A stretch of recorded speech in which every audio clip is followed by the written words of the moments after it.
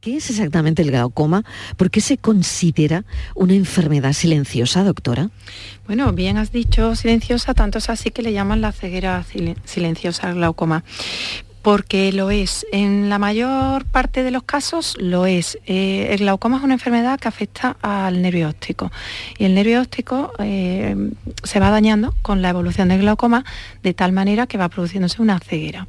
¿Qué ocurre? Que hay diferentes tipos de glaucoma. Y el más común es en el que los pacientes no notan absolutamente nada hasta estadios tardíos. No se percibe la subida de tensión que se va produciendo progresivamente y que lo que va es dañando pues, la fibra del nervio óptico y eso redunda en una ceguera irreversible, porque hay otras enfermedades que pueden provocar una ceguera que puede tener un tratamiento. En este caso no. ¿Qué ocurre? Pues que tenemos que estar muy atentos, especialmente eso pues a partir de los 40 años, en hacer nuestros controles oftalmológicos, comprobar que la tensión está normal. Incluso con tensiones normales puede haber también glaucoma, puede haber daño del nervio óptico. Esos son los glaucomas normotensivos, que son aún más difíciles de diagnosticar porque claro, es que no tienen la tensión alta cuando los medimos. Tenemos que darnos cuenta de que se está dañando ya el nervio óptico y tenemos que hacer unas pruebas específicas para detectarlo. Y luego hay otros tipos de glaucomas, desde glaucomas congénitos a glaucomas secundarios a otras enfermedades oftalmológicas, a glaucomas por un aumento en la pigmentación dentro del ojo, glaucomas pseudofoliativos, en fin, esos ya su oftalmólogo pues tiene que hacer un estudio exhaustivo del ojo y valorar cuál es el tratamiento más adecuado para cada uno de ellos. Pero la base del diagnóstico en esta patología, que además es muy prevalente, afecta a aproximadamente el 3% de la población y casi entre 40% e incluso más, no saben todavía que tienen este diagnóstico, precisamente por esa condición de ser silente. Entonces, la base es la revisión oftalmológica. Y hay, doctora Cabanas, ¿hay una edad en la que se desarrolla el glaucoma? Es más prevalente a partir de los 40 años, a partir de los 50 y a partir de los 60. Es decir, a partir de los 40 años cuando empieza a subir el riesgo y va subiendo exponencialmente a medida que nos vamos haciendo pues mayores, más o menos eso, entre los 40 y 60 años.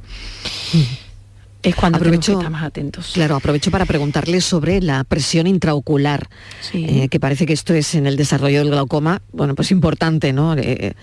Claro. La presión exactamente, ¿qué mide la presión intraocular y cómo se hace? La presión intraocular mide... ¿Esa es la tensión del ojo, como dice la gente? Sí, la tensión del ojo, que es completamente independiente de la tensión arterial.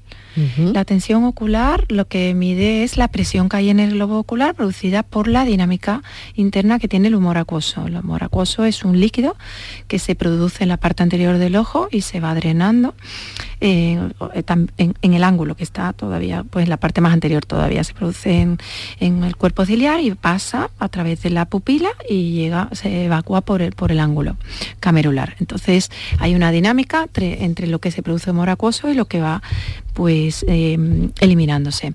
Cuando hay un desbalance entre lo que se produce y lo que no puede evacuarse, pues hay un aumento de la presión intraocular. Y ese aumento de la presión intraocular va a destruir directamente células del nervio óptico, las fibras nerviosas del nervio óptico, y es lo que va a producir finalmente la ceguera. Entonces sabemos que en el glaucoma, en la mayoría de los glaucomas, excepto en el normotensivo, el control de la presión intraocular es muy importante y es prácticamente lo único que podemos controlar con... O sea, si le pregunto por las pruebas específicas sí. Para detectar el glaucoma, esta sería, ¿no?, la presión intraocular. Esa es la medida más sencilla de hacer por lo menos un diagnóstico de sospecha, pero hoy en día pues tenemos tecnologías mucho más avanzadas como es la tomografía del nervio óptico, que ya sí nos cuantifica las fibras que tenemos, vemos la función del nervio óptico y el estudio del campo visual es fundamental para saber si hay daño al nervio óptico, cómo se refleja en nuestro campo visual, qué pérdidas tenemos, porque lo más característico es que esas pérdidas vayan siendo periféricas y de ahí vayan avanzando hacia el centro. Por eso vamos teniendo como una visión en cañón de escopeta, que lo último que perdemos es la visión central, y de ahí la mala idea de esta patología, que claro, te va dejando una visión reducida, pero central, con lo que tienes menos probabilidad de darte cuenta.